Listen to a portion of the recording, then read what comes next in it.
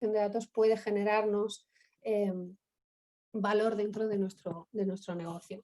Si estuviéramos en una sala, que ojalá dentro de poco podamos volver a vernos en persona y podamos compartir esas comidas, esas cenas que se hacen tan interesantes en OMEP, o en una sala para poder hablar de formación, sea del campo que sea, si estuviéramos en esa sala y pudiéramos hacer una lluvia de ideas en la que yo lanzara esta pregunta de qué es lo más importante para mi negocio, independientemente a lo que nos estemos dedicando, lo más importante para mi negocio, si empezáramos a hacer esa lluvia de ideas que les digo, seguramente nos aparecería, vaya, me está fallando, vale, 2 palabras seguro serían recurrentes. Lo más importante en mi negocio son las personas, por encima de todo, y también es la información. Estas dos son, entre otras cosas, evidentemente, pero personas e información son 2 de los pilares, 2 de los activos fundamentales de mi negocio, me dedique a lo que me dedique. Si afinamos un poco más y nos vamos ya no solamente a las personas, porque cuando hablamos en personas yo hablo en sentido amplio, es decir, cuando hablamos de personas dentro del negocio no hablamos solamente de clientes, hablamos también de nuestros trabajadores, hablamos también de los contactos que aún no son clientes, pero que tenemos ese acercamiento previo, hablamos de proveedores, hablamos de colaboradores, en general, todas las personas físicas con las que nosotros tenemos de la mano de nuestro negocio, interacción, son importantes para nuestro negocio y la información evidentemente también. Si nos vamos concretamente al cliente, porque el enfoque, insisto, en parte de esta presentación es intentar enfocar la privacidad, la protección de datos como un valor para nuestro negocio. Vamos a borrar esa pizarra y volviéramos a empezar a poner las cosas que se nos ocurren de qué tengo yo como valores fundamentales dentro de mis clientes o qué aprecio fundamentalmente del cliente, seguramente una de las cosas una de las cualidades más repetidas sería la fidelidad. La fidelidad del cliente es cada vez más difícil, estamos en una sociedad hiperestimulada, hiperconectada, hiperglobalizada y mantener a un cliente cuesta mucho. No cuesta tanto, como decía antes, hacer clientes. A todos se nos pueden ocurrir campañas de promoción, comerciales, que puedan en un momento dado puntual incorporar un notable número de clientes a nuestro negocio. Lo difícil no es eso, que no digo que sea fácil, lo difícil es mantenerlos y que a vencimiento o a la siguiente campaña no nos vayan a la competencia o a otro producto. ¿Y cuál es el factor fundamental de esa fidelidad, de ese cliente fiel? Pues lo que caracteriza a un cliente fiel fundamentalmente es la confianza o la generación de confianza. Esa generación de confianza se va a pues fruto de diferentes o con el cúmulo de diferentes cosas. Tenemos que tener, evidentemente, un buen producto, un buen servicio, tenemos que tener una buena atención personal hacia el cliente, atenderle rápidamente, satisfacer sus necesidades y tenemos que hacerle ver que es importante para nosotros. Bien, pues con todo este escenario, la protección de datos, la privacidad, la gestión correcta de la privacidad, de la protección de datos dentro de nuestro negocio, va precisamente a ayudarnos en esta generación de fidelidad y de confianza en nuestra relación con nuestros clientes, porque precisamente lo que nosotros trabajamos, nuestro portfolio, lo que nosotros llevamos entre las manos y a lo que les ayudamos a las empresas es precisamente a gestionar correctamente la información de las personas. Nosotros, dentro de lo que es cuando digo nosotros, digo en general todos los profesionales de la privacidad.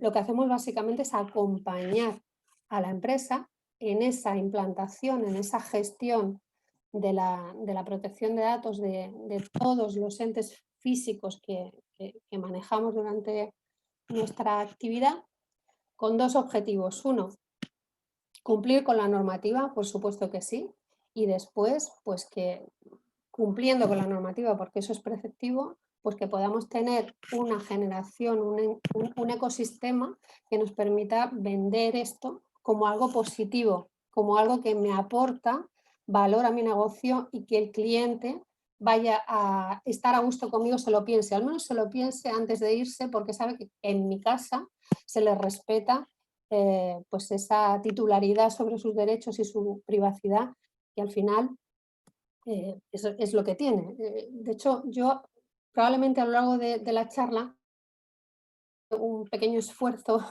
de ejercicio en el que hay momentos en los que puede resultar con la chaqueta pues de director general, de CEO de nuestra empresa, de profesional, de nuestra actividad, nos pueden determinados requerimientos costar un poco, ¿no? De decir, bueno, lo que hablábamos antes, esto me pone problemas. Pero yo invito a que en ese momento nos quitemos la chaqueta pues eso, del negocio y nos pongamos la chaqueta de usuario. Es decir, todos nosotros somos a la vez usuarios o clientes de terceros, de otros servicios, de otras empresas. Realmente tenemos que tener en cuenta que la normativa lo que viene es ante una situación de evolución tecnológica que ponía en grave riesgo la privacidad de las personas, a marcar un marco normativo claro que tuviera como foco fundamental la protección del individuo, la protección de la persona física en cuanto a sus datos personales. E insisto, todos nosotros somos a su vez clientes y usuarios de terceros y entonces a veces va bien hacer ese ejercicio de que cuando se nos exige algo, veamos también cuál es nuestra perspectiva como usuario o cliente cuando nos ha podido pasar a nosotros determinada falta de adaptación o uso inadecuado, que seguro que todos ya están pensando en algún caso, que hayan podido sufrir. ¿Vale? Entonces, vamos a estructurar un poco la presentación en 4 bloques. ¿Qué debo saber? O sea, es importantísimo saber cuál es el material, o sea, de qué estamos hablando cuando hablamos de privacidad y protección de datos. Insisto que el desconocimiento es muy grande y muchas veces los problemas vienen fruto precisamente de ese desconocimiento. Necesitamos por lo menos conocer lo básico de las novedades que ha implantado la nueva normativa. Después haremos un segundo bloque en el que, vale, ya sé cuáles son las novedades, cuál es el marco y ahora, pero en concreto, ¿qué tengo que hacer? ¿Qué debo hacer? ¿Vale? También lo veremos, no todo porque no da el tiempo, pero lo fundamental que tengamos que tener claro qué tendríamos que implementar dentro de nuestra empresa.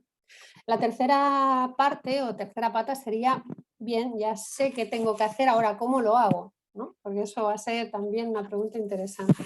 Y por último, ¿cómo puedo utilizar todo esto para poder, insisto, darle un enfoque positivo y primero cumplir, por supuesto, que me aporte retorno, ¿no? Lo veremos. Entonces, importante, la protección de datos es muy transversal, de hecho toca palos a nivel normativo en muchas leyes y normas, pero es fundamental tener al menos claro estos 3 o esta escala de leyes marco que son las que realmente nos van a marcar el camino para poder hacer una implementación correcta de la privacidad dentro de nuestra empresa.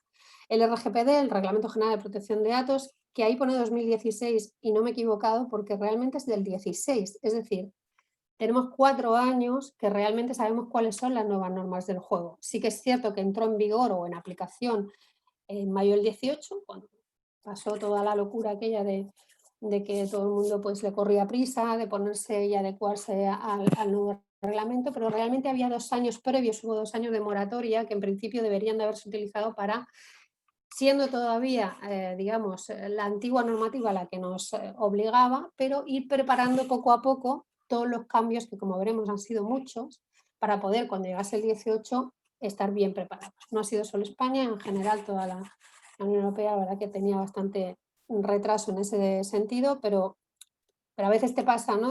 Sobre todo yo recuerdo en 18 que muchos clientes te decían, bueno, es que esto no se puede sacar de la noche a la mañana. No, hubo 2 años para ponerse al día. Pero bueno, no vayamos para atrás, vamos a ver cómo podemos hacerlo o cómo podemos actualizarlo desde ya. Lo importante es que tengamos claro que es obligatorio.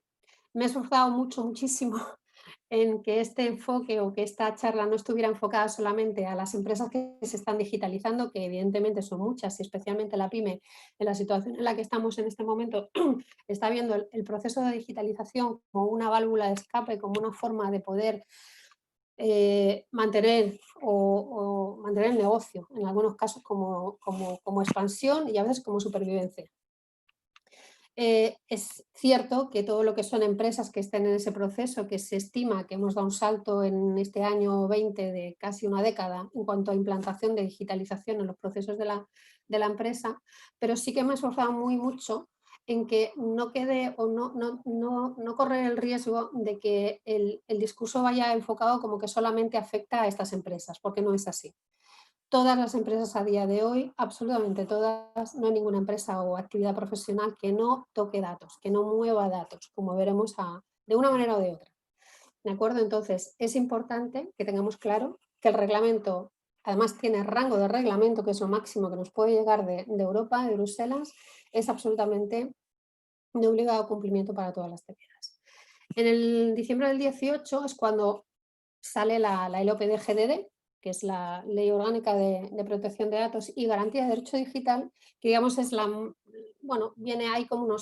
hay parte del reglamento que deja un poco como abierto a interpretación o adaptación normativa a nivel nacional, y la LOPD-GDD lo que viene es a marcar y a concretar determinados aspectos dentro de lo que es el ámbito nacional, que luego veremos también, pero básicamente es lo mismo, salvo en algunas pequeñas cosas concretas que nos viene a poner un poquito más de concreción, insisto, en algunos puntos. Y luego la LSICE o la LS6, que es la ley que nos sigue siendo digamos, yo lo diré, de marco jurídico para todo lo que sea sociedad de información, datos que se muevan dentro de Internet y comercio electrónico. Curiosamente, y a pesar de que es anterior, de 2002, y de rango normativo bastante, o sea, muy inferior al reglamento, siguen cohabitando, ¿de acuerdo? Sigue estando vigente, aunque por poco tiempo, aunque está pendiente el nuevo reglamento, el e-privacy, que lo que va a venir es a dar una vuelta con rango de reglamento también a todo lo que es el tema de información, movimiento de datos a nivel de Internet y especialmente comercio electrónico y el tema de las cookies. De hecho, ya debería de estar desde 2019 en principio vigente, y el problema fundamental es en el tema de las cookies, porque va a suponer un cambio bastante radical y hay ahí un problema no resuelto para terminar de salir. Pero bueno, lo he puesto por esa parte y sin fecha, pero que sepamos que esto viene y vendrá a revolucionar y mucho lo que es el entorno de la protección de datos a nivel digital. Bien, este es el marco normativo. Antes de empezar un poco, y voy a apretar un poco porque ya voy mal de tiempo, es importantísimo para poder ver realmente la envergadura de lo que estamos hablando, determinar 4 conceptos básicos. Un dato personal, a veces te pasa que las empresas te dicen, sobre todo cuando son micropymes, muy pequeñitas, pequeños comercios, yo no trato datos personales. Datos personales, insisto, tratamos todas las empresas y todas las actividades. Dato personal no es solamente el dato identificativo, un nombre, un apellido, un DNI. Dato personal, según la normativa, es cualquier cosa, cualquier información que me pueda hacer identificada o identificable a una persona. Es decir, la IP del ordenador es un dato personal. El email del teléfono es un dato personal. De ahí la importancia y la regulación sobre las cookies, que básicamente es... Entonces, el concepto de dato personal es muy amplio. ¿Qué es un tratamiento? El tratamiento, cuando hablamos de tratamiento personal, lo que estamos hablando es del movimiento de los datos. O sea, ¿qué estoy haciendo yo de actuaciones en mi empresa o en mi actividad que implican necesariamente movimiento de datos personales? Eso sería un tratamiento. 2 figuras importantísimas y que tienen que quedar muy claras para poder, insisto, poder asimilar lo que viene después, y es el responsable de tratamiento y el encargado de tratamiento. El responsable de tratamiento somos nosotros, es decir, la empresa, el profesional, el que decide qué datos voy a usar, para qué los voy a usar, con quién los comparto, pues, la sociedad o el autónomo que tenga la actividad. Ese es el responsable de tratamiento. y además es el responsable de lo que hace y que lo haga bien ante la Agencia Española de Protección de Datos, que es el organismo de control aquí a nivel nacional. El encargado de tratamiento son todas aquellas entidades que tenemos alrededor, bien pueden ser sociedades o profesionales autónomos, a los que nosotros necesitamos recurrir para poder hacer nuestro trabajo. ¿De acuerdo? En esa relación se establece un flujo de información de datos personales que es efectivo y necesario, porque si no yo no podría hacerlo. Pongo un ejemplo. Cualquier responsable de tratamiento normalmente suele tener como mínimo, si tiene trabajadores, la empresa de prevención de riesgos laborales, el asesor fiscal, laboral, contable, el soporte informático, el consultor de protección de datos si es que lo tiene externalizado. Son todas aquellas personas o entidades, insisto, a las que yo como responsable de tratamiento necesito recurrir para poder hacer mi trabajo y para ello necesito darle una serie de información. ¿De acuerdo? Estas dos figuras son importantísimas tenerlas muy claras. ¿Y qué datos se tratan en una pyme? Muy rápidamente, yo siempre hablo de los cajones, ¿no? Básicamente, por pequeña que sea la pyme, yo tengo un cajón con datos de clientes, contactos, personas que puedan venir a dejarme el currículum. Tengo otro cajón en el que tengo datos de mis trabajadores y tengo otro cajón pues, con datos de información o de relaciones comerciales, o bien con proveedores, o bien con encargados de tratamiento, etcétera. Como mínimo tengo eso, más luego si además tengo página web, tengo alguna aplicación, pues me van a entrar en diferente formato, o bien físico o bien digital. Pero clientes, trabajadores y proveedores o empresas con las que tengo relación, eso todos tenemos, ¿de acuerdo? ¿Cuáles son las principales novedades? Voy a ir muy rápida porque si no, no nos dará tiempo. Una de las cosas que marca el reglamento y que es muy desconocido a veces es que el reglamento realmente aplica, el marco de aplicación no es tanto no es la Unión Europea, realmente es el espacio económico europeo con la incorporación, el espacio Schengen, digamos.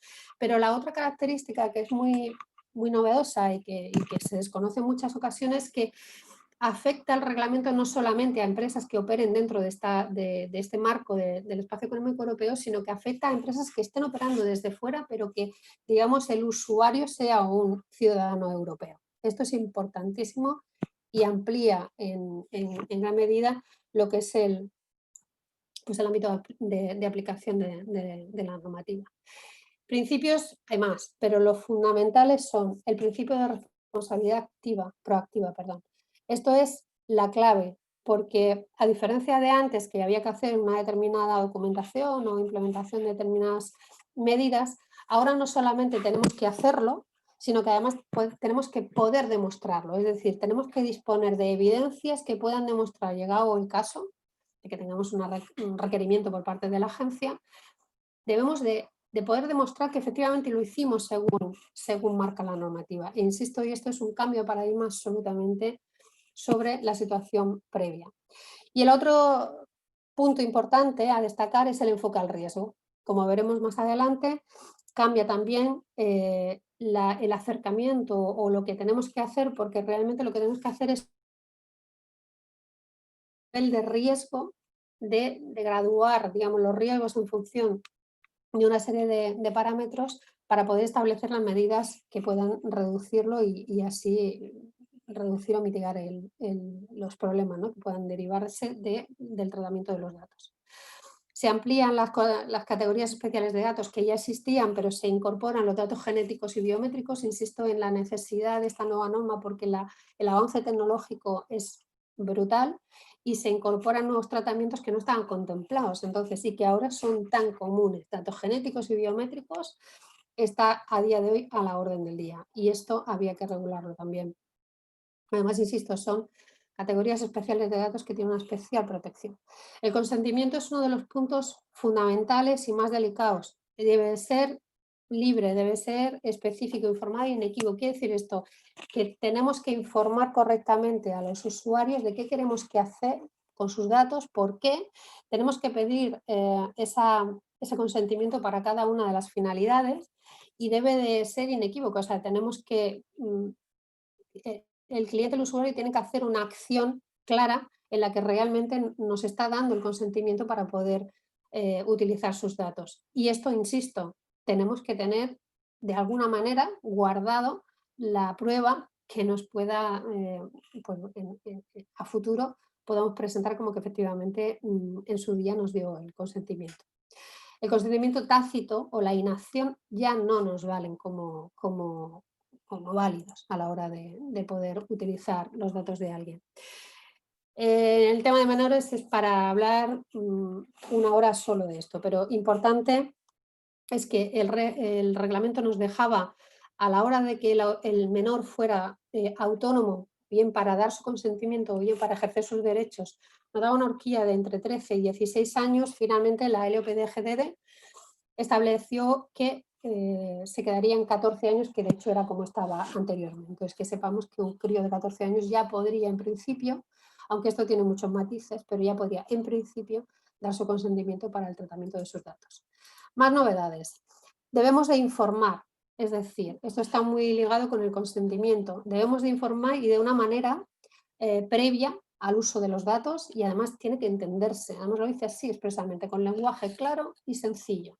Además tiene que ser relativamente sencillo acceder a esa información, y en esa información, que luego lo veremos, tiene que darse una serie de datos básicos para que el usuario, antes de dar el consentimiento, sepa exactamente para qué se lo estamos pidiendo. Y este es uno de los momentos en los que yo les pediría que se pusieran la chaqueta de usuario. Oye, ¿vale? Porque realmente nosotros como usuarios, cuando damos un consentimiento, nos gusta saber para qué.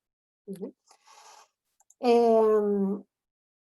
La ampliación de los derechos, ya conocíamos los derechos ARCO, que se mantienen, está el de acceso, rectificación, cancelación y oposición, eso se mantiene, pero se incorporan nuevos derechos, como el derecho al olvido, la limitación del tratamiento o la portabilidad.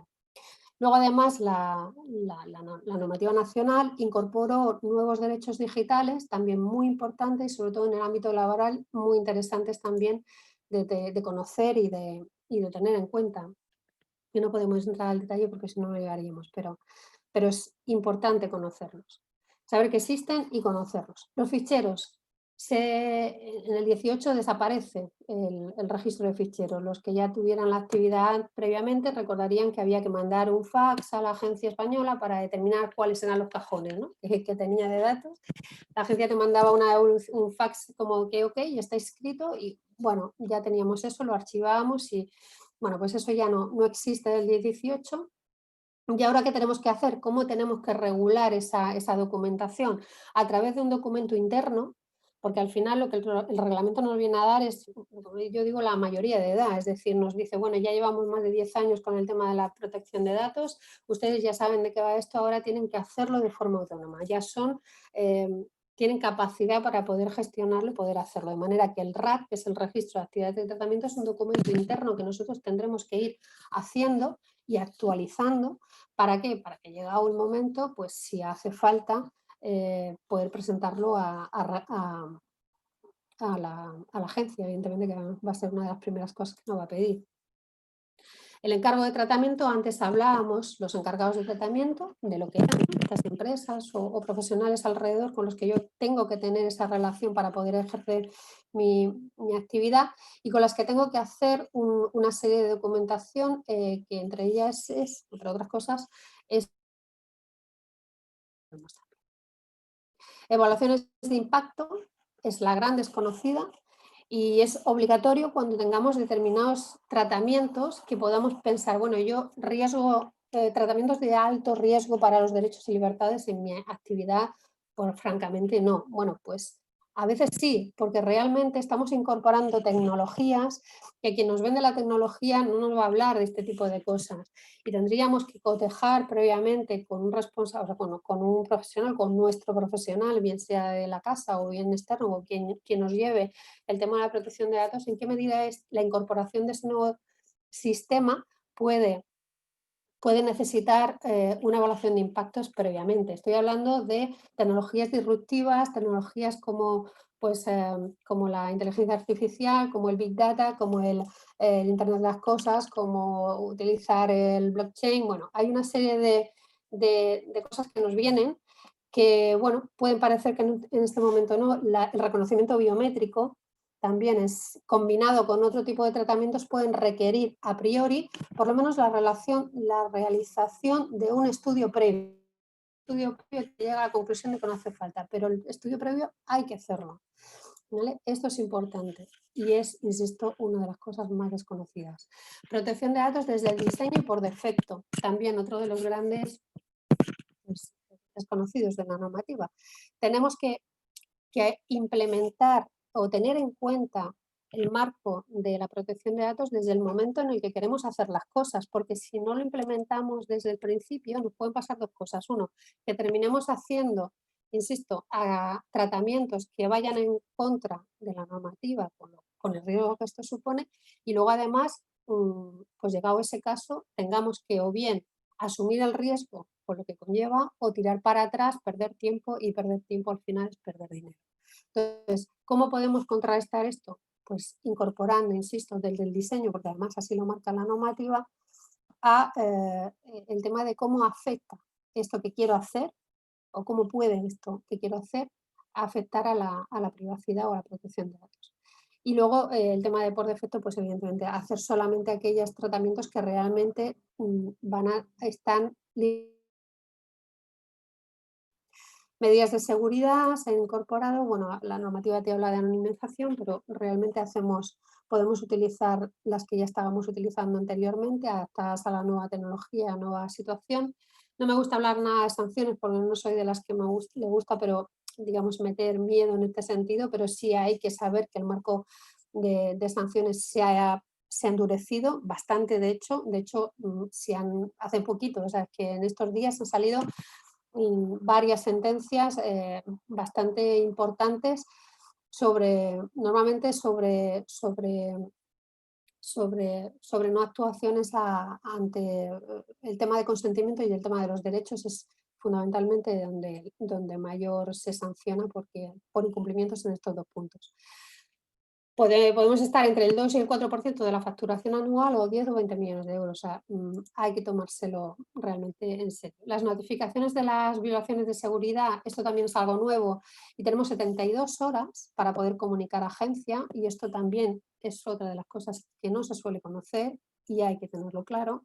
Transferencias internacionales y el delegado de protección de datos como nuevo cuerpo que aparece con el reglamento, y que básicamente es un profesional que o bien puede ser de la casa o puede ser externo, pero que en algunos casos es obligatorio, en algunas actividades como veremos, y en otros casos es voluntario, pero en cualquier caso es un profesional que al final, como yo digo, te acompaña en todo este proceso, que puede ser, que es apasionante, pero puede ser un poco también, te puedes perder bastante si no se tiene cierta fluidez o conocimiento. Hay 6, muy rápido, consentimientos que pueden legitimar el tratamiento de nuestros datos, y tenemos sí o sí que acogernos a alguno de estos 6. Normalmente es el consentimiento, es decir, como hemos hablado antes, o el interés legítimo, siempre y cuando nuestro interés legítimo no esté por encima. Perdón, al contrario, el interés del cliente tiene que estar siempre, digamos, por encima del nuestro a la hora de poder tratar sus datos. Normalmente el 90% de los tratamientos se basan en el consentimiento, que veremos cómo hacerlo. ¿Qué debo hacer? ¿De acuerdo? Vale, todo eso está muy bien, pero ahora ¿cómo lo hago? ¿Qué es exactamente lo que tengo que hacer? Voy a ponerlo todo porque si no, no llegamos. El registro de actividades de tratamiento, que es lo que hablábamos antes, es el listado de todos los tratamientos que yo voy a tener, y además detallado por qué, quién tiene acceso, cuáles son la duración de esos datos que yo voy a utilizar, cuáles son los flujos de datos que se pueden generar entre los diferentes tratamientos. A eso seguirá un análisis de riesgos. Una vez que tengo todos los datos, tendré que hacer la evaluación de cuáles son los riesgos que tiene cada uno de esos tratamientos, partiendo de la base de que el riesgo cero no existe. Y evidentemente en el ámbito digital mucho mayor el riesgo. Entonces tendremos que hacer ese mapa de riesgos. ¿Para qué? Para, una vez sabemos los riesgos, buscar cuáles son las medidas que puedan hacer que el riesgo disminuya. Porque, insisto, el riesgo cero no existe, siempre habrá riesgo. Las evaluaciones de impacto, como os he hablado antes, tendremos que actualizar las cláusulas informativas y los consentimientos, y esto es fundamental porque esto es lo que afecta directamente de puertas para afuera, que digo yo, y es lo que se ve. Entonces, una web que no tenga actualizadas las cláusulas o los consentimientos no se estén cogiendo correctamente, es algo que nos está, digamos, poniendo en evidencia y además de puertas para afuera. Esto es muy importante. También dentro de las webs y las apps, pues establecer bueno, hay todavía web que no tienen siquiera política de privacidad, de cookies o el aviso legal. Esto es preceptivo y urgente, porque insisto, esta es la parte que se ve. Entonces tenemos que actualizarlas, tenemos que saber cuáles son las novedades en cuanto a la política de cookies, el aviso legal, que básicamente es como pues el contrato un poco de uso de nuestra web, y las condiciones generales de uso es muy importante si estamos entrando en la vía e-commerce. ¿De acuerdo? Es como el contrato que tenemos, sobre todo cuando estamos haciendo venta a consumidor. Esto es muy importante tenerlo en cuenta y de hecho si estamos vendiendo fuera de lo que es el territorio nacional tendremos que tener en cuenta cuáles son las condiciones de venta en aquellos países de destino, ¿vale? Porque el cliente está en otro país y aunque la normativa a nivel de privacidad es la misma, pero a lo mejor a nivel de leyes de consumo es diferente. Esto es importante que lo tengamos en cuenta. Los contratos de confidencialidad hacia trabajadores y encargados de tratamiento. Es importante, o sea, la mayoría de los problemas que pueden venirnos no son porque nos venga inspección de Agencia Española de Protección de Datos, eso no va a pasar en la vida, o sea, los problemas que pueden surgir y que de hecho surgen en empresas normalmente suelen ser en muchos casos por problemas internos, o sea, por denuncias o por quejas por parte de personas de dentro. Entonces, primero por ese lado, para cubrir esa parte y por otro lado, para cubrir también minimizar el riesgo de fuga de información, tenemos que tener contratos de confidencialidad con nuestros trabajadores, que son los de dentro, y con los encargados de tratamiento que tienen acceso a nuestra información desde fuera. Los derechos. Ejercicio de derechos tenemos que tener unos protocolos que sean claros y conocidos, ¿de acuerdo? Tenemos un mes para poder darle respuesta a un usuario que contacta cambiado de datos o que no quiere que volvamos, que esto es lo más delicado, no quiero que vuelvas a mandarme newsletter. Te dije que sí, pero ya no quiero. Bueno, pues tengo un mes para contestarle. Muchas de las sanciones vienen como consecuencia de no haber contestado o respondido correctamente y ágilmente a este ejercicio de derechos. Y esto es muy importante. Y la formación es vital. Si no hacemos acciones formativas y de concienciación, no solamente de privacidad, sino de seguridad de la información, realmente todo esto que digamos no sirve de nada, ¿de acuerdo? Porque a día de hoy tenemos que, digamos, el riesgo nos entra muchas veces por falta de información y por falta de entrenamiento. Tenemos que fomentar una cultura de privacidad en la que la protección de datos y la seguridad de la información son protagonistas y se unen en esa parte intermedia en la que la parte, digamos, de la seguridad de la información que afecta a los datos personales está en sinergia con nosotros. Por eso la relación entre profesionales de la protección de datos profesionales de la seguridad de la información, especialmente de ciberseguridad, es tan importante y tan vital. Nuestra parte, conocer la normativa, implementar las medidas, tener evidencias y dar formación. La parte que afecta a seguridad de los datos, pues establecer políticas de seguridad que permitan la seguridad, la integridad y la disponibilidad de los datos personales y de los demás, pero porque a nosotros nos afecta la de los personales, y luego formación y entrenamiento. Hay empresas aquí en Murcia que ofrecen este servicio de entrenamiento que me parece súper interesante y que yo creo que sería hasta obligatorio, porque está incrementándose y mucho los ataques a ciberataques a escalas. Cuando pensamos en ciberataques pensamos que están actuando sobre grandes empresas y no, las grandes ya están desde hace tiempo apostando por la ciberseguridad digamos, el ciberdelincuente está bajando el ratio, está bajándose porque sabe que la pyme no tiene esto entre sus prioridades en la mayoría de los casos. Me he bajado estos, son de ayer y de ayer, vamos, es que este de correo seguro, que yo lo he recibido y familiares míos también lo han recibido. Esto es de hace 15 días. Son ataques de phishing, entonces esto es muy frecuente y es la puerta de entrada a nuestras empresas. Cada vez son más sofisticados. Por ejemplo, siempre van a hacer referencia a algo familiar y reconocido, como por ejemplo, pues tienes un paquete de correos. Normalmente siempre suelen tener o pinchas en un enlace o te descargas un PDF. ¿Qué puede pasar con esto?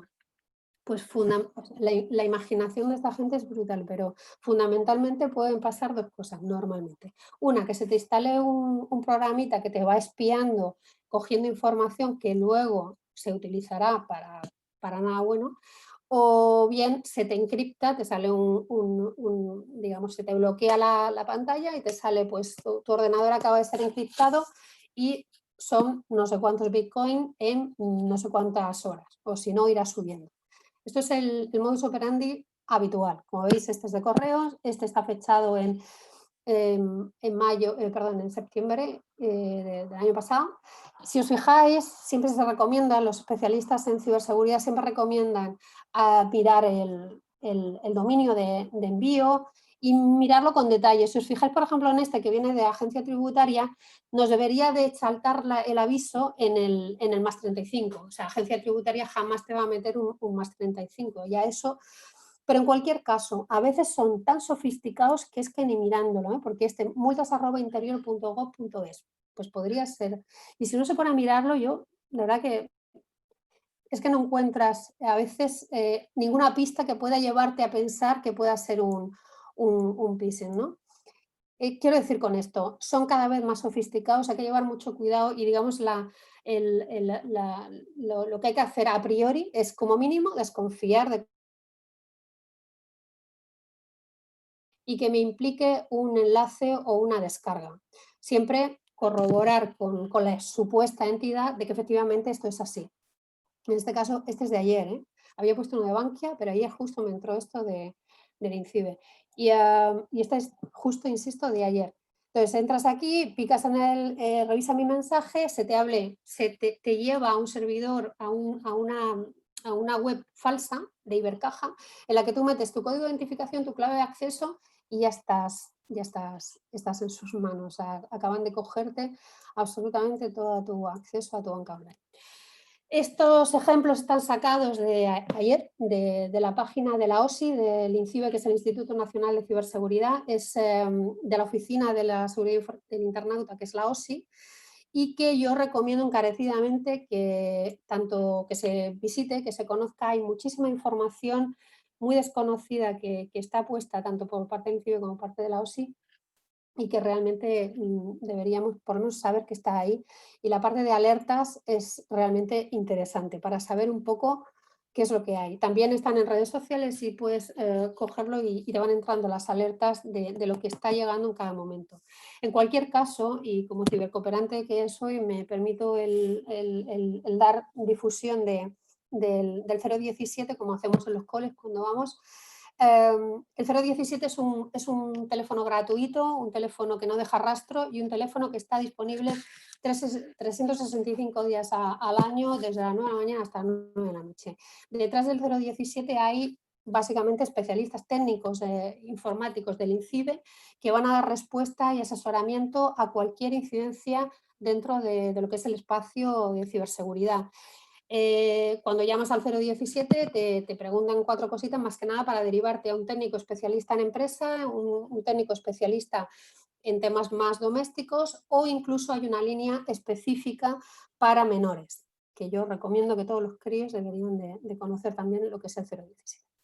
Vale, ¿cómo lo voy a hacer? Y tengo 10 minutos para lo que queda. Entonces, ¿cómo vamos a implantar todo esto? Bien, si pertenecemos a alguna serie de las actividades que vienen recogidas en el artículo 34 de la LOPD de GDD, es decir, colegios profesionales, guarderías, centros de enseñanza, universidades, clínicas dentales, fisios, centros sanitarios, servicios de la sociedad, de la información que puedan generar perfiles, si me dedico a la publicidad, si me dedico al tema de la energía eléctrica, gas natural, aseguradoras, sindicatos, seguridad privada, iglesias, apuestas y juegos de azar y algunas otras más, administraciones públicas.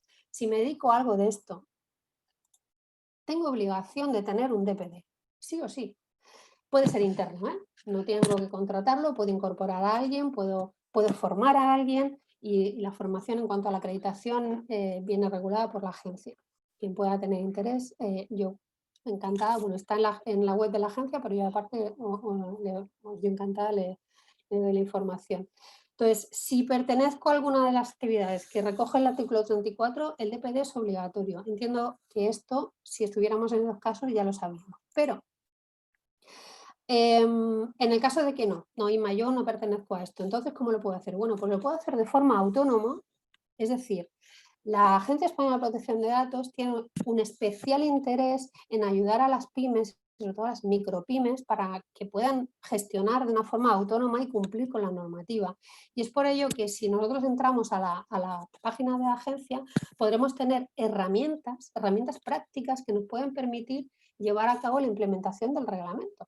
Y esto es bueno. Y yo cuando lo digo me dicen, bueno, pero tú con esto, con ese discurso no vas a vender nada, no, hay que decirlo, o sea, claro que sí. O sea, existen herramientas para que uno se lo pueda hacer. Esto es como la PRL, si se acuerdan, en la prevención de riesgos laborales también es cierto que también salió la posibilidad de que las pequeñas empresas de menos de 10 trabajadores que tuvieran riesgo mínimo pudieran en un momento dado gestionárselo ellos de una forma autónoma. Pues en en protección de datos también es posible.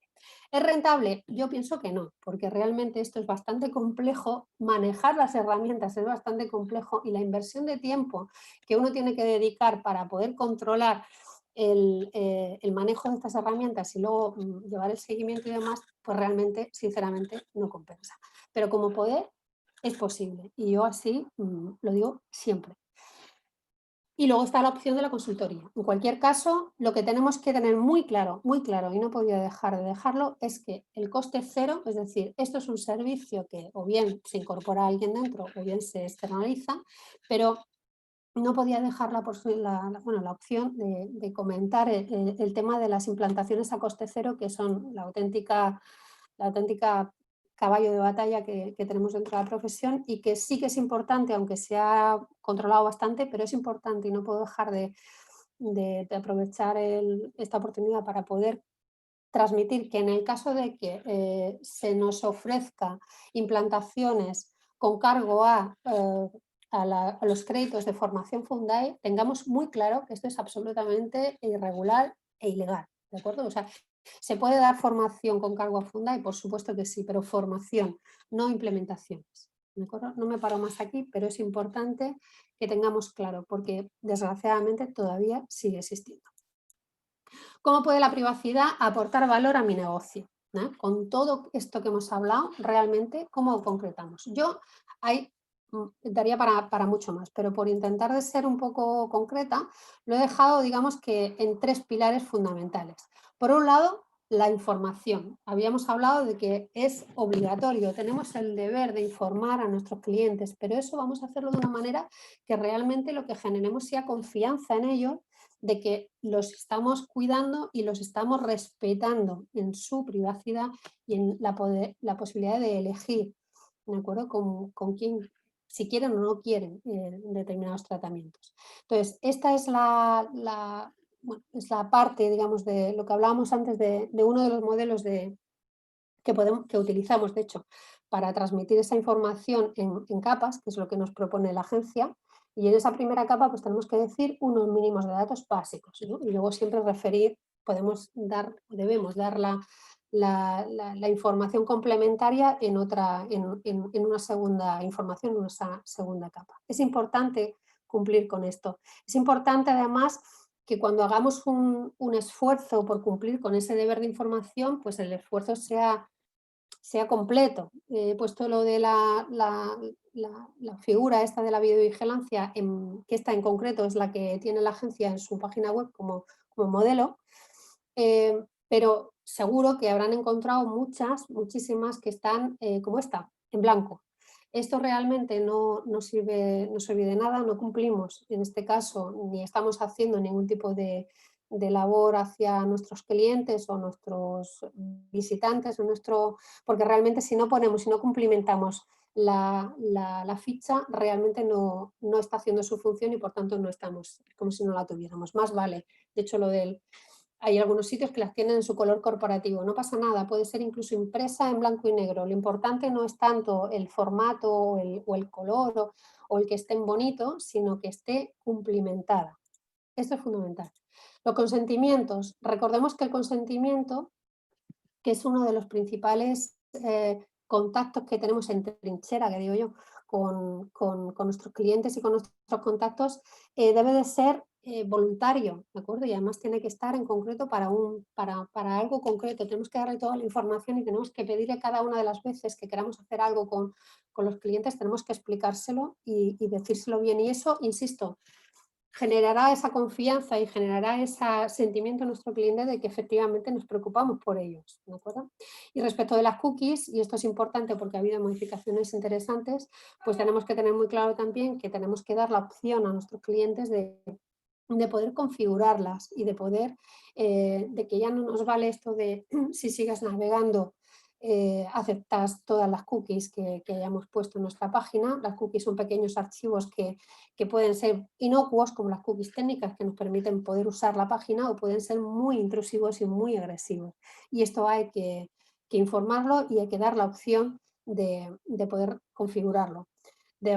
Otra cosa también relacionada que no lo he comentado antes, pero el tema de invertir, hacer una pequeña inversión cuando estamos en web, de que nuestra página se asegura utilizar el HTTPS. Cuando tú haces una página web y no estás poniendo la parte de seguridad en la página, también estás de alguna manera lanzando un mensaje a tus clientes, y realmente hay muchos que ya, insisto, concienciados en la importancia de la seguridad y de la información que brincan a través de los contactos y la web, pues a lo mejor por ese sencillo detalle perdemos visitas y perdemos interacciones con clientes o con contactos y posibles clientes. Y por último, el ejercicio de los derechos es fundamental. Como les decía, gran parte de los conflictos que están habiendo y muchas sanciones vienen por no el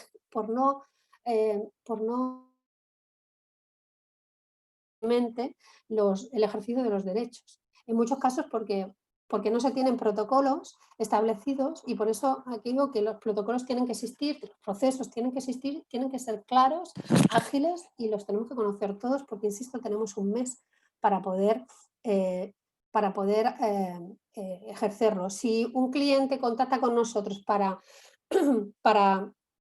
pues para que no mandemos más publicidad, tendremos la oportunidad en un momento dado, primero tendremos que atender correctamente a esa solicitud, pero podríamos tener, digamos, oportunidades de poder rescatarlo. Cuando seguro no lo vamos a rescatar y además podemos tener un problema si pone una queja a la agencia, es cuando no atendamos ese derecho, ¿de acuerdo? Y a eso voy.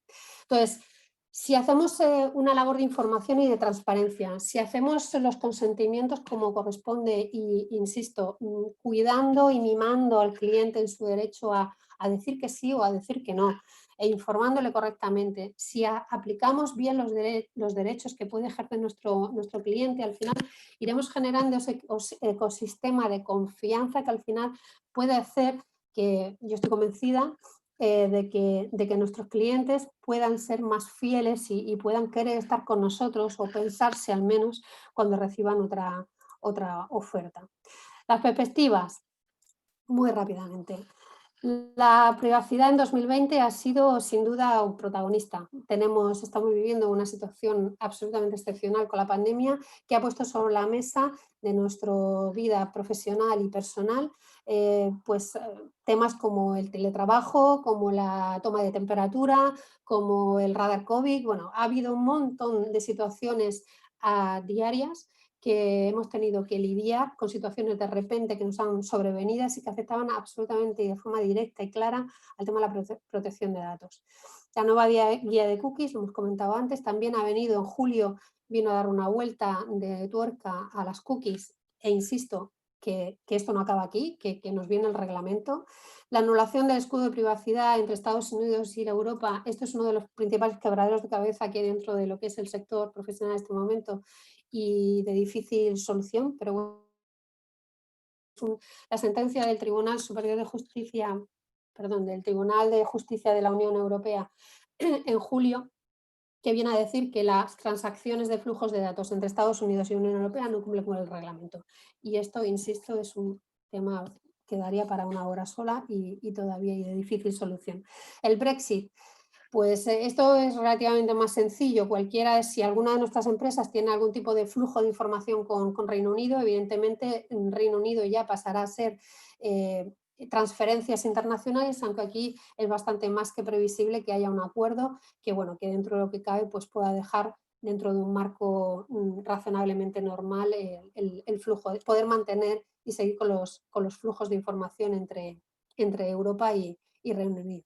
La Agenda Digital 2025, la Carta de los Derechos Digitales, bueno, son numerosas las cosas que salen, que surgen a diario prácticamente relacionadas con la digitalización fundamentalmente de diferentes sectores o directamente de todos los sectores y que afectan directamente a nuestra privacidad y por tanto a la protección de datos. Y por terminar, y así que terminamos, en cuanto a la privacidad del 21, estoy absolutamente segura de que seguirá siendo pues, un tema candente y de primer orden, y me gustaría terminar un poco pues volviendo un poco al inicio y enlazando un poco con lo que hablábamos al principio de esa primera pregunta de qué es lo importante para nosotros en nuestro negocio, y que estoy absolutamente segura de que haber hecho esa lluvia de ideas nos hubiese salido a las personas en bien grande. Si realmente nos creemos de verdad que lo importante o lo más importante de nuestro negocio son las personas, no podemos dejar al margen la privacidad. Es una cosa va ligada con la otra. E insisto que yo sigo, bueno, no soy la única, somos buena parte de profesionales, nos dedicamos a esto, que insistimos, y esto genera bastante debate también interno, insistimos en la necesidad de darle un enfoque positivo, cumpliendo siempre, porque hay que cumplir, pero enfoque positivo para intentar tener un poco de retorno y poder transmitir a ese cliente que con nosotros y en nuestra casa le vamos a cuidar muchas cosas, pero entre ellas también su capacidad y su posibilidad de poder gestionar su privacidad y sus datos, y nosotros vamos a estar a su lado para poder ayudarle. Pues nada más, ha sido hasta aquí. Siento porque me he comido quizá un poco el tiempo de las preguntas, pero bueno, en cualquier caso, por mi parte, si, no sé cómo Muy está bien, el... si acaso vamos a dar lectura a algunas preguntas Vale, que ha habido. vale, ya estoy fuera de Sí, la pantalla. sí. Perfecto. Bien, pues te la leo yo. Vale. Ha preguntado David si los datos del cliente los tengo por ser un cliente habitual con el que mantengo una relación fluida y permanente, pero no me ha firmado la hoja de protección de datos. ¿Puedo mandarles comunicaciones de MQTT, por ejemplo, ofertas comerciales? Si la respuesta fuese positiva, ¿dónde está el límite? Gracias. Vale. Bueno, pues gracias, David, por la pregunta, porque como son tantísimas cosas no podemos entrar, y es una pregunta que es bastante frecuente y además muy importante. Cuando hablábamos de la legitimación, que eran 6 puntos que hemos pasado súper rápido porque estaba mirando el reloj, digo, tengo que pasar rápido para empezar. Había 6 posibilidades para poder legitimar, es decir, nosotros cuando tratamos datos personales tenemos que tener una base de legitimación, no podemos hacerlo de cualquier manera. Insistía en que el consentimiento es uno de los principales bases que legitiman el tratamiento, pero efectivamente el cumplimiento de un contrato también. Es cierto que si nosotros tenemos un cliente, o sea, si nosotros tenemos comunicaciones, queremos seguir teniendo comunicaciones comerciales con un cliente siempre y cuando esa comunicación esté relacionada con aquel servicio o producto que nosotros le estamos prestando, esa comunicación estaría dentro, digamos, estaría legitimada por esa relación que tengo yo digamos, contractual, aunque no haya un contrato como tal, porque a lo mejor lo que hay es una factura de venta, quiero decir, no siempre hay un contrato de por medio, pero si yo puedo de alguna manera justificar en esas evidencias que hablábamos que yo tengo una relación comercial con esta persona, con este cliente, esa comunicación sí que estaría, digamos, avalada o amparada por esa, o sea, podríamos hacerlo, básicamente. De todas formas, y en cualquier caso, yo siempre comento que lo importante, o sea, vamos a intentar aprovechar cualquier oportunidad para poder recabar los consentimientos. Es decir, sí que es cierto que yo podría a lo mejor poder hacerle una comunicación de algo que esté relacionado, insisto, con lo que hemos tenido previamente, pero si realmente yo lo que quisiera es poder explorar y llegar o darle una mayor profundidad a esa relación, ampliando a lo mejor las comunicaciones a otros servicios o a otros sectores que también toco, pero que no están directamente relacionados con nuestro histórico, eso sí que solamente lo voy a poder hacer con un consentimiento previo, informado. Entonces, siempre sería interesante poder hacer esa petición de consentimiento. No sé si me he explicado. O sea, podríamos tenerlo si está relacionado con lo que tengamos entre manos, digamos, previo, pero aprovechemos la oportunidad para poder ampliar un poco más también, es decir, poder incorporar nuevas comunicaciones en otros ámbitos que a lo mejor no hemos tenido hasta ahora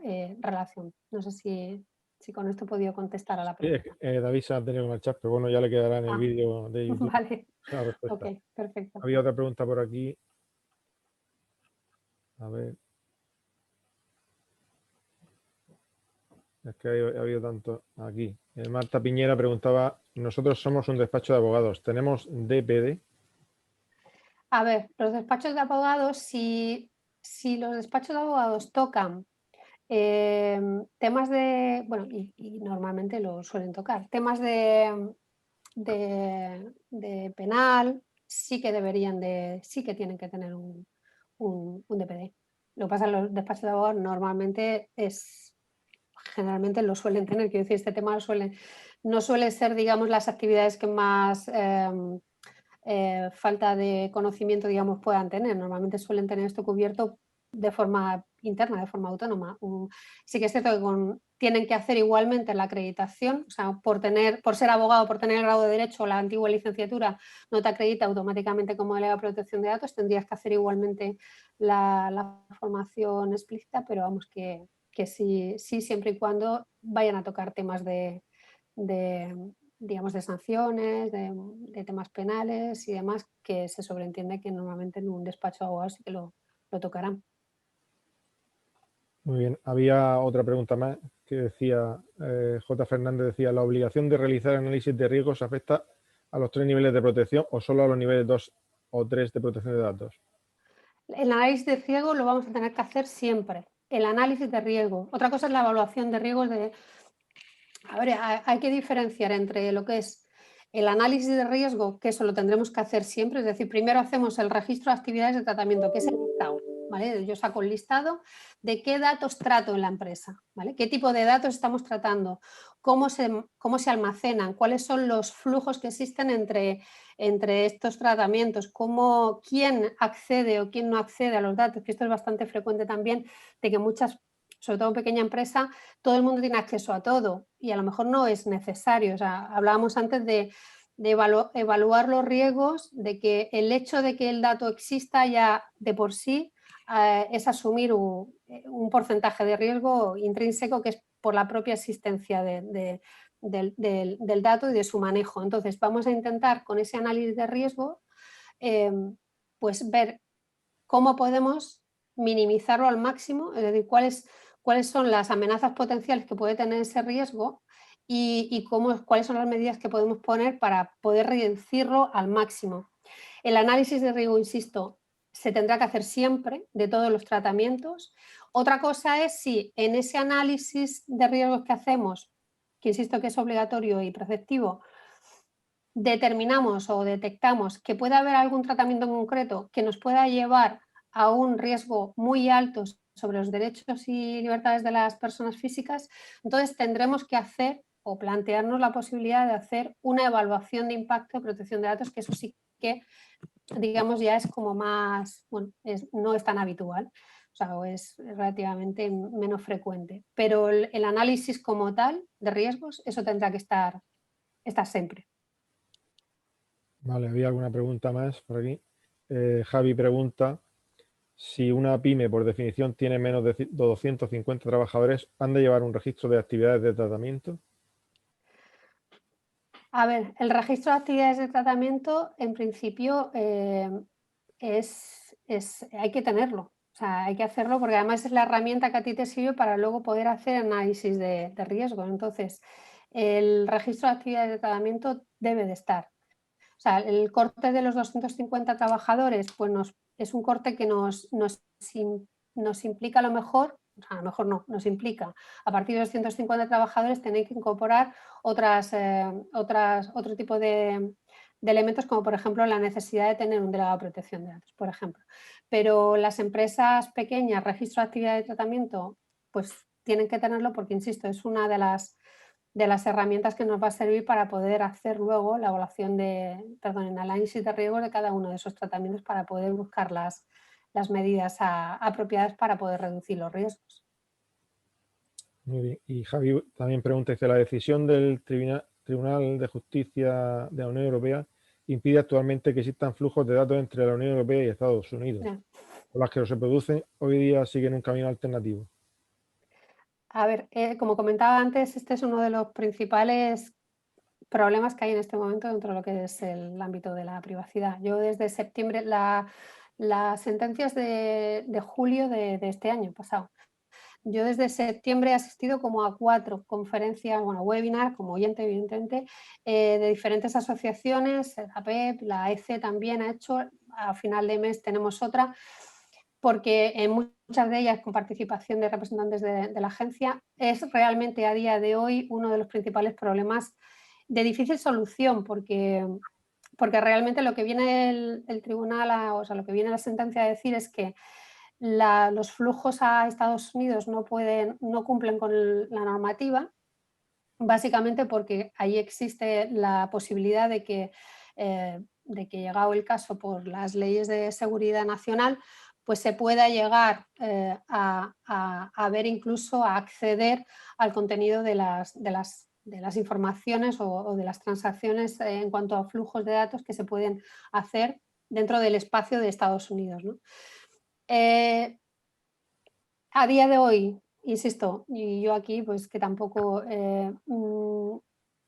por lo que solución como tal, la que está en nuestra mano, digamos, la solución más rápida que podríamos implementar dentro de nuestras empresas para poder de alguna manera salvaguardar esto hasta que no haya un tercer acuerdo, que es lo que se habla de que, porque este que se ha anulado es el segundo acuerdo de flujo de transfronterizo entre Estados Unidos y Unión Europea, y lo que se habla es que, bueno, que al final pues habrá un tercero, pero que tardará. ¿Qué podemos hacer en nuestra empresa, digamos, por iniciativa nuestra propia? Pues podríamos hacer un traspaso de todo lo que es la información a entidades que nos garanticen que van a tener la información en servidores en territorio europeo, ¿vale? Pero claro, el problema de esto es que hay servicios que necesariamente estamos operando con entidades como Google, por ejemplo, que necesariamente van a estar digamos, utilizando servidores en Estados Unidos, con lo cual evidentemente es una situación de inseguridad jurídica en este momento importante y preocupante. O sea que no tengo una respuesta para esto más allá de, en la medida en que podamos, poder trasladar el almacenamiento de los datos de nuestros clientes o de nuestros datos personales de nuestra empresa a entidades que nos puedan garantizar que los servidores están en espacio europeo. ¿Por qué? Pues porque al estar en espacio europeo, pues en principio deben de cumplir con la normativa y no habría problema en ese sentido. Muy bien. Inmaculada, me ha pedido alguna gente, algunos asistentes, el PowerPoint. Sí, no tengo ningún problema. El De- PowerPoint tampoco, o- tampoco tiene así mucha, pero vamos, sí, ningún problema. Yo, pues no sé, os lo paso. pasa por correo y yo lo distribuyo junto con el enlace del vídeo. Vale, ok, ningún problema. Sí. Y ya por lo que yo veo no hay más preguntas. El audio también, o sea, lo que es el micro se puede usar ya, ¿eh? Ya lo he activado. Vale, pues como no hay más preguntas, parece ser, Ok, le doy paso a Carmen, que estaba por aquí. Ya podía activar el micro. No te oímos, Carmen. A ver, sí, tienes que activar el micro.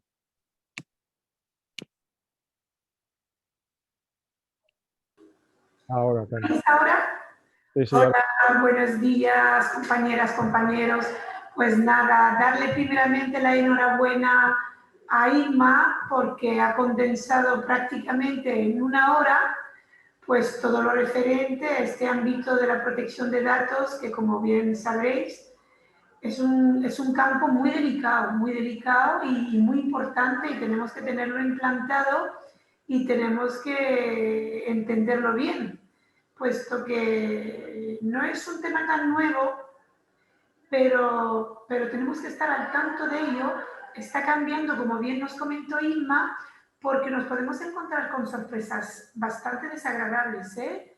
Yo tengo un caso práctico que he tenido, que lo he vivido, por no tener uno de los documentos firmado, no pude llevar a reclamación robos que me habían hecho desde mi servidor. Entonces, esto me habían infringido la ley de protección de datos los antiguos trabajadores y os digo que es un tema delicado. Estar al tanto y tenerlo implantado, y creo que cualquier otra duda más que podáis tener, supongo, Inma, que se pueden poner al habla contigo a través de un email, ¿verdad? Sí, por supuesto. Sí, Muy sí. bien. Al final de la presentación estabais, no a través vuestra, ningún problema. Yo encantada y si hay alguien que le pueda quedar alguna duda, además, pues encantada de poder Por dentro supuesto de mi que sí. humilde conocimiento, aportar un poquito de luz. Pues muy bien, reiterar mi enhorabuena a Inma por habernos hecho más sencillo el entender lo de la protección de datos. Reiterar también mi agradecimiento a Croen con su participación y también reiterar mi agradecimiento al Instituto de Fomento por la difusión y el apoyo a esta charla. Bueno, pues que tengáis un buen fin de tarde y ya nos volveremos a ver pronto, aunque sean con otros temas. Venga, que tengáis buena tarde a todos y todas. Adiós. Gracias. Bueno, por mi parte, un poco más. O sea, muchísimas gracias de nuevo por la oportunidad de OMEP y de Croen por darme esta oportunidad de poder aportar un poquito de mi granito de arena en esa RSP, que digo yo, la responsabilidad social profesional, de dar un poquito de difusión a esto tan raro de la privacidad, que a veces cuesta un poquito de asimilar y demás, pero bueno, confío haber aclarado alguna duda y en cualquier caso estoy, por supuesto, a disposición de todos para poder profundizar o aclarar en cualquier punto que no haya quedado lo suficientemente claro. Pasaré la presentación, por supuesto, vamos, encantada de que le pueda servir a alguien y muchísimas gracias por todo y por la oportunidad. Un saludo a todos y por favor cuídense mucho. Igualmente, Gracias. muchas gracias, Inma.